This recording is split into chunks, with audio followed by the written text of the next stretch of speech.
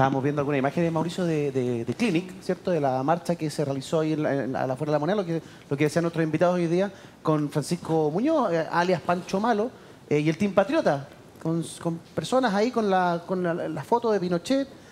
Mira esa imagen. ¿Dónde esta gente que apareció por cosa espontánea? No. ¿Estaban escondidos? ¿No lo decían? ¿O desempolvaron del cajón la foto de Pinochet para sacarla ahora que hay un revival amable de lo que fuera la dictadura? No lo sé. Si Pinochet estuviera vivo, ¿aparecería en las encuestas para la gente lo votaría? Cada vez más personas lo votarían, creo yo. Es lo que uno ve en las calles, es lo que uno ve en la opinión. Marcos, mira, ¿hay algún mea culpa de la izquierda respecto de todo esto que estamos viendo hoy día? En el caso del Partido Comunista, nosotros siempre hemos sido defensores en materia de derechos humanos. Tenemos una conducta irrestricta en materia de exigencias de verdad, justicia, reparación y garantías de no repetición. La primera querella contra Pinochet, que resultó ser muy efectiva, a posterior de la detención de Pinochet en Londres por el juez Garzón, la interpuso la compañera Gladys Marín. Me acuerdo perfectamente, yo era presidente de la FEUSACH y me tocó acompañarla a tribunales de justicia a presentar esa querella. Entonces nosotros tenemos un patrimonio indiscutido en materia de justicia, verdad, reparación y garantías de no repetición. Ahora, problematizando más, y son varias dimensiones distintas, yo comparto que el sistema político en Chile lo que ha evidenciado es que tiene muy malos resultados desde el punto de vista de las expectativas sociales y hay una masa que transita de un sector hacia otro sector a propósito de despolitización. Y ese es un dato de realidad, no lo niego, y creo que tenerlo presente es más importante y es justo a propósito de cómo se encauzan los proyectos políticos y sociales. Distinto es el debate que esgrimieron en su época, fueron absolutamente equivocadas. Pinochet merecía haber sido condenado por la justicia internacional. O sea, Chile no lo permitió. Chile Nuestra clase política no lo permitió. Y ahí hay hay una autocrítica que hay que hacerse desde el punto de vista del progresismo, de la cual yo no me incluyo como Partido Comunista, porque nosotros estábamos ciertamente porque fuera condenado, básicamente porque lo que se privilegió fue una falsa estabilidad que tiene impactos en el presente desde el punto de vista de los discursos emergentes en materia de violación a los derechos humanos. Pero yo creo que Chile está viviendo un punto de inflexión. Miren, el libro que publicó el general Ricardo Martínez, donde reconoce lo impropio del golpismo dentro de las Fuerzas Armadas, donde reconoce que el asesinato del general Schneider, que es el primer magnicidio en materia de hostigamiento, boicot y sedición al presidente Allende, estuvo financiado por la CIA, planificado por la CIA, es información validada, evidenciada. Pero yo creo que esta carta y otros debates lo que buscan, entre otras cosas, es precisamente confundir un debate que es de fondo. O sea, si las Fuerzas Armadas también están complicadas. Están complicadas básicamente porque lo que encontramos es que, o sea, a las Fuerzas Armadas en el estallido social se les intentó instrumentalizar por el gobierno del presidente Piñera, declarando una guerra con enemigos internos. Pero Marco, entonces son un espacio también en disputa. No es la conducta de un demócrata. Claro. Exacto, como decía el presidente hoy declarado demócrata. Yo creo que el presidente Piñera, por regla general, es un especulador democrático. Pero Chile ha tenido su oportunidad de hacer justicia. Perdónenme, Chile ha tenido su oportunidad de hacer justicia. Pinochet fue perseguido en Londres, estuvo detenido en Londres y Chile movió cielo, mar y tierra para traerlo de vuelta. Y ahí fueron todos. ¿Y ese fue todos, no todos. Ok, pero ustedes nos dan el poder. No estábamos en el presidente poder. Frey, ¿cierto? Que no estuvo presente el día lunes, que firmó la carta. El canciller José Miguel Insulza, del Partido Socialista, Arturo. ¿Hay una revisión también de la centroizquierda, del Partido Socialista, de decir, bueno, tuvimos nuestra chance, tuvimos una oportunidad en el 98 de que, si Chile no tenía los pantalones largos en la justicia para hacer justicia como correspondía con el dictador Pinochet, que lo haga un tribunal extranjero, que lo haga el juez Baltasar Garzón? Estuve con el juez Baltasar Garzón. ¿Qué pasó? Me regaló su libro. Yo creo que claramente yo al menos estuve 15 años sin derechos ciudadanos porque fuimos los únicos juzgados con Gladys Marín, con el artículo 8º, inciso 6º, letra B, por injuria al general Pinochet, al comandante en jefe. Pero no está hecho cuando tu canciller lo trae a Chile. Espérame un poco. ¿Qué análisis Hay que haces tú de también eso? tomar cierta consideración. En el sí y el no, la derecha en este país obtuvo el 42% de la votación. Así es. Una alta votación. Es un dato, ¿Sí? ¿no? Entonces, no, claro, yo participaba de la Comisión Política y siempre nos opusimos a esa acción del gobierno en ese mando, porque el canciller era José Miguel y hizo esa acción. Yo creo que a Pinochet había que juzgarlo aquí, en Europa, en la Quebrada del Ají, es un criminal, al igual que Contreras y todos sus secuaces. ¿Qué señalo yo con esto? Que sí, a donde yo creo que hay que hacer la autocrítica. Las cosas por sabidas se callan y por calladas se olvidan. ¿A qué me refiero yo con esto? Que en el ámbito educativo, perdonen, yo soy profesor de historia, gigante, en el ámbito educativo hay un vacío gigante de explicar todo esto. La gente no llega a un convencimiento, la gente no hace lo que no ha aprendido a hacer. Entonces no aprende a respetar el ámbito de los derechos humanos sin que no se le enseñaban aquello. Entonces, en eso sí existe una crítica y una autocrítica brutal. ¿Por qué? Porque las nuevas generaciones, a uno de repente le preguntan, oiga, profesor, ¿y qué es lo que un detenido desaparecido?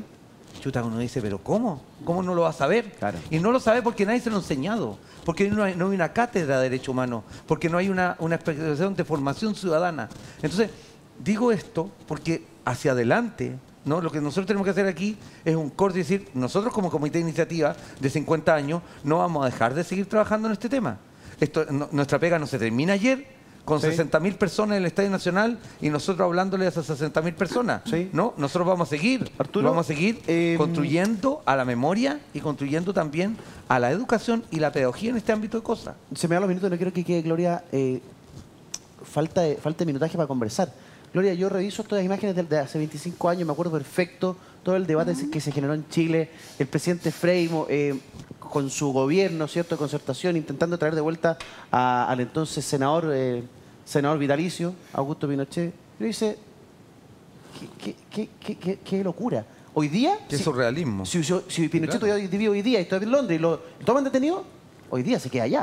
Hoy día se queda allá. ¿Por qué? Se queda allá. ¿Qué nos faltó? Porque siempre Pero también sería surreal que un dirigente... Pero Arturo, perdóname. Que un dirigente juvenil en el año 92 lo metieran preso por eso. Es que en Chile no se hizo justicia. Es que pero tuvimos la oportunidad. Pero nos faltó sentido de realidad. ¿Qué fue lo que se vendió? De que esto, si se permitía la detención, entonces lo que se estaba violando era la soberanía del país y Chile quedaba muy mal parado porque era incapaz de cuidar que era la imagen de Chile. Y en segundo lugar, nosotros perdimos una oportunidad muy importante, pero no solamente por estas situaciones. En Chile la educación cívica no existe, el tejido social a partir de la dictadura se perdió, las organizaciones de base fueron destruidas en su estructura y por lo tanto se perdió la reflexión de lo que era la reflexión ciudadana, la reflexión académica respecto a estos temas también. Efectivamente, como dice Arturo, hoy día tú le preguntas a un joven sobre este tipo de situaciones y no tiene la más mínima idea, o hace una reflexión muy liviana. Pero en eso hay una culpa que tiene que ser compartida y que tiene que ver también con la conducta que han tenido los gobiernos y las instituciones. Porque si tú le preguntas, cuando trabajas con organizaciones de base, con la población, ¿qué es lo que te dice? Que todos dan lo mismo. Y eso es un poco lo que está ocurriendo. Cuando ven que no importa que por quién votan, el discurso se relativiza, la corrupción ocurre, no importa del lado que sea, más o menos ocurren las mismas situaciones. Ahí se va generando un deterioro y una erosión. Lo habíamos discutido en alguna oportunidad con el Latino Barómetro.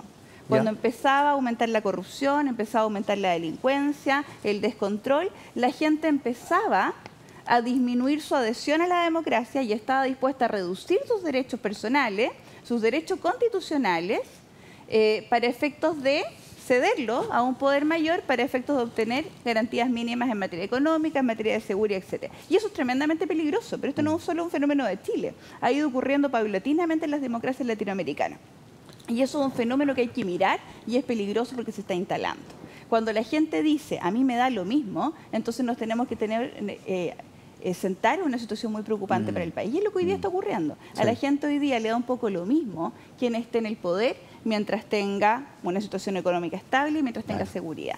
Y eso hoy día es lo que está sacrificando la democracia, la memoria y también los derechos humanos. Finalmente, de esas imágenes que revisamos, pasan 25 años más, llegamos a los 50 años, se firma un compromiso de Santiago que no incluye la palabra dictadura y entiendo que tampoco habla de golpe de Estado. Mauricio, ¿qué te parece? Claro, es que ese también yo creo que es la inconsistencia, ¿no? El tratar de quizás generar, ¿no?, un espacio de consenso, pero yo creo que retrocedieron, ¿no? Yo creo que ningún sector tenía ninguna duda hace 10 años atrás de hablar de dictadura, de golpe de Estado. Pero resulta que, claro, el presidente Boric es muy enfático, ¿no?, y hace todos estos discursos, pero resulta que cuando pone el texto, ¿no?, que firman los presidentes, los expresidentes, insisto, no ocupa la expresión dictadura y no ocupa la expresión golpe de Estado. Ocupa eufemismos, los mismos eufemismos que se criticaban hace 10, 20 años, ¿no? Ahora, respecto de lo que... ¿Por qué se da esto? Bueno, por la impunidad, pues. Para las nuevas generaciones que no conocen de esto, entre otras cosas, porque nunca hubo un esfuerzo de memoria en serio que involucrara educar y dar a conocer a las nuevas generaciones lo que ocurrió, los horrores que ocurrieron, que, como acá ha dicho Gloria, a mí también me ha pasado.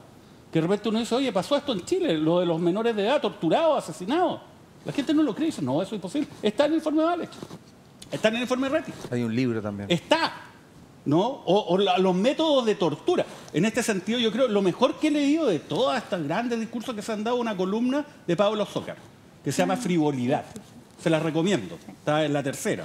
Yo también lo he compartido en redes sociales. Que expresa algo que es obvio, cómo la figura de Pinochet no es repudiada, ¿no?, sin ningún tipo de miramento a 50 años, cuando esto es lo que ocurrió y está documentado.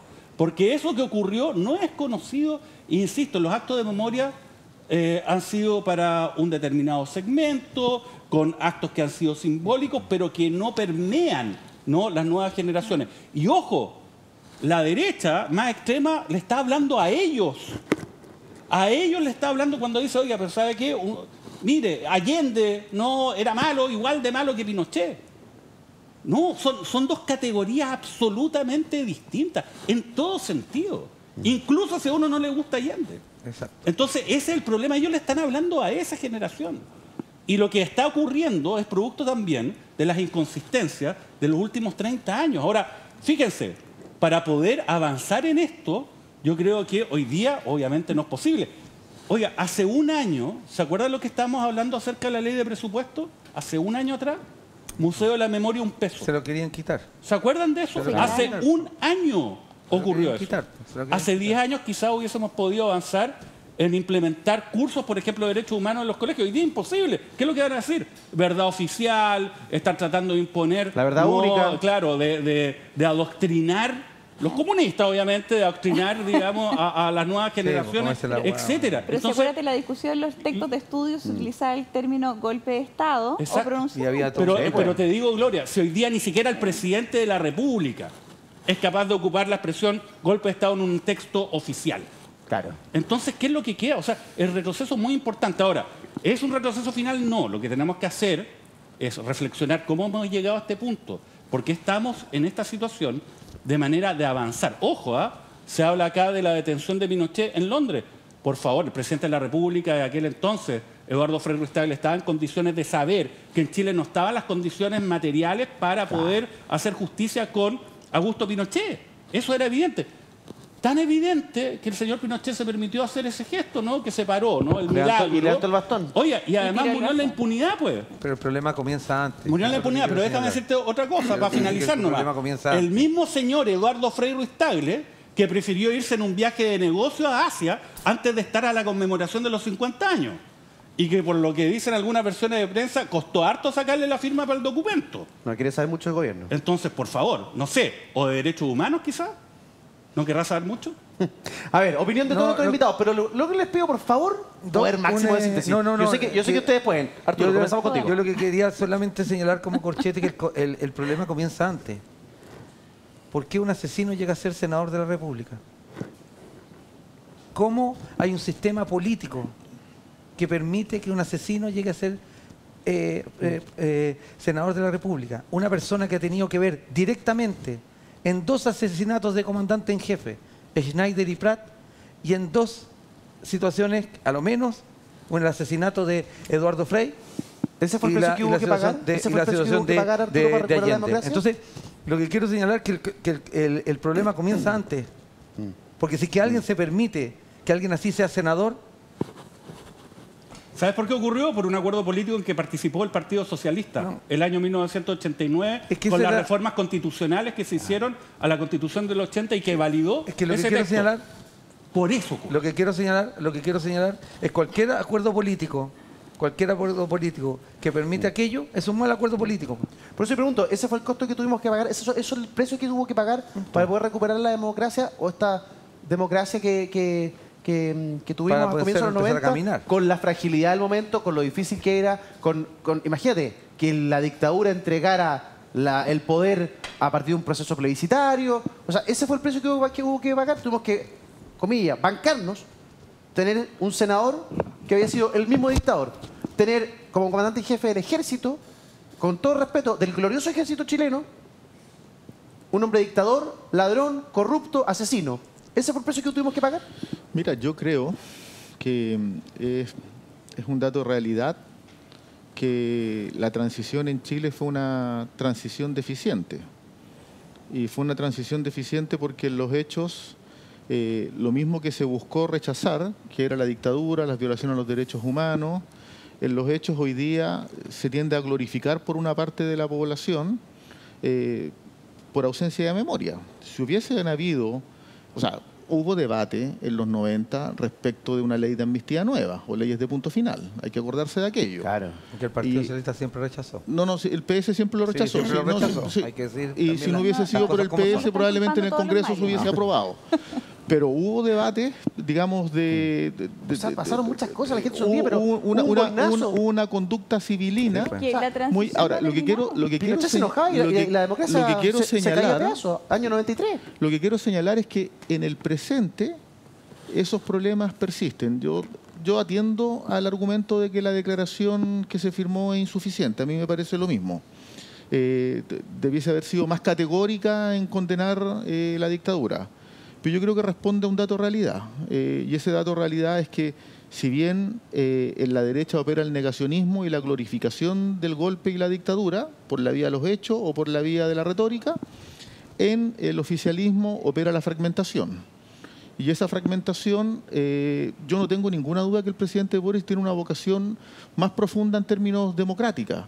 O sea, él marchó el día 11, el día 10. Y esa es una señal que nadie había dado hasta ahora, por las circunstancias que sean. O sea, propias fuerzas Ya. oficialistas El que- evitaron que el que hoy dijese día dictadura. el presidente Boric impulse un plan de búsqueda que es una medida de Estado, porque se ajusta al estándar internacional en materia de derechos humanos, o que haya una agenda legislativa que, entre otras cosas, establezca la calificación jurídica de desaparecida o desaparecido, o la liberación parcial del secreto Valech en los testimonios, a mí me parece que son medidas potentes, son potentes. Eso no obsta a que las propias deficiencias del gobierno limitaron, en mi opinión, la intensidad de la conmemoración del golpe civil y militar. Gloria. Bueno, aquí hay que reconocer que ha habido mucha improvisación. Partiendo desde las cosas más básicas hasta las cosas más pedestres, como el tema del acto, que se haya tenido que hacer por trato directo a 4 días, demuestra que no había nada Increíble. planificado y que era absolutamente improvisado lo que se hizo. Mira, Con muy te buena lo voy a voluntad. contextualizar muy breve para que siga Gloria. A último minuto se 640. ingresó por trato directo un contrato con la productora La Oreja por 640 millones de pesos para organizar el acto del día de ayer. Y te complemento tu contextualización. Costó lo mismo, más o menos, que lo que costó el cambio de gabinete. ¿Ya? O sea, el cambio de gobierno, perdón. Equivalente. O sea, yo insisto que la improvisación se manifiesta en los temas de fondo y en los temas de forma. Es absolutamente impresentable que haya tenido que ser por trato directo y que se haya hecho 4 días de la celebración de los 50 años. Me parece impresentable desde todo punto de vista. Pero yo siento que la transición no ha terminado. Nosotros hablamos de un proceso de transición Buen punto. como si lo miráramos con distancia. Claro, ya terminó, ya pasó. No, y la verdad es que cuando tú tienes declaraciones como la que saca Punta Peuco, algunos detenidos de Punta Peuco, tú te das cuenta que la transición no ha terminado. Y que hoy día que tengas parlamentarios, que sean hoy día quienes traigan esa carta por su sector, también te demuestra que no ha terminado. Y que aquí la posibilidad de que haya una versión común o se establezca los mínimos comunes que tanto hemos hablado, está muy lejos todavía de la realidad. ¿Qué tiene que Tenemos pasar para una que derecha terminemos muy la dura transición? y una izquierda también muy dura y no tenemos puntos medios en los cuales nos podamos encontrar. ¿Qué tiene que suceder para que tengamos un proceso de transición finalizado y comencemos una democracia madura? Primero tenemos que restablecer situaciones que no se han hecho desde el término de la dictadura a la fecha, que es aquí no ha habido voluntad ni de la reconstrucción del tejido social, las instituciones sociales no cuentan con un apoyo verdadero, no hay un fortalecimiento desde ese punto de vista que sea poderoso, tampoco hay desde el punto de vista de la educación una reconstrucción en los temas que tenga que ver con la memoria y la construcción de la historia a partir de los hechos. Yo creo que ahí hay una deuda enorme con nuestras generaciones que se están formando. Y creo que mientras eso no ocurra, hoy día es muy difícil poder hacerlo. Y hay un tema también que es muy importante y que apuntaba Marco, que tiene que ver con esta fragmentación.